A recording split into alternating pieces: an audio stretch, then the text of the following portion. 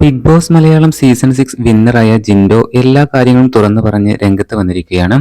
അടുത്ത സീസൺ മുതൽ ബിഗ് ബോസിൽ ആ പരിപാടി വേണ്ട എന്നും ലാലേട്ടനും അത് ചെയ്യരുത് എന്നുമാണ് ജിൻഡോ പറഞ്ഞിരിക്കുന്നത്. തനിക്ക് PR വർക്ക് ഉണ്ടായിരുന്നില്ല എന്നും എല്ലാവരും ചെയ്യുന്ന പോലെ ബിഗ് ബോസിലേക്ക് പോകുന്നതിന് മുമ്പ് എന്റെ സോഷ്യൽ മീഡിയ പ്രൊഫൈലുകൾ നോക്കാൻ ചില സുഹൃത്തുക്കളെ ഞാൻ ഏൽപ്പിച്ചിരുന്നു എന്നും ജിൻഡോ പറയുന്നുണ്ട്. എന്റെ PR വർക്ക് എന്നെ ഇഷ്ടപ്പെടുന്നവരാണെന്നും എന്നെ ഇഷ്ടപ്പെടുന്നവരാണ് എന്നെ വിജയിപ്പിച്ചത് എന്നും ജിൻഡോ കൂട്ടിച്ചേർത്തു. ബിഗ് ബോസ് നടത്തിപ്പുകാരോട് എനിക്കൊരു അപേക്ഷയുണ്ട്. അടുത്ത സീസണെങ്കിലും ഈ മണ്ടൻ ടാഗ് ആർക്കും കൊടുക്കരുത്. ഒരു സദസ്സിൽ എല്ലാവരുടെയും മുമ്പിൽ വെച്ച് അങ്ങനെയൊരു ടാഗ് നൽകുമ്പോൾ ആ വ്യക്തി എത്ര വിഷമിച്ചിരിക്കുമെന്ന് ഓർക്കണം. ലാലേട്ടനെ പോലുള്ള ഒരാളുടെ അടുത്ത് നിന്നാണ് ആ ടാഗ് ഞാൻ വാങ്ങിക്കുന്നത്.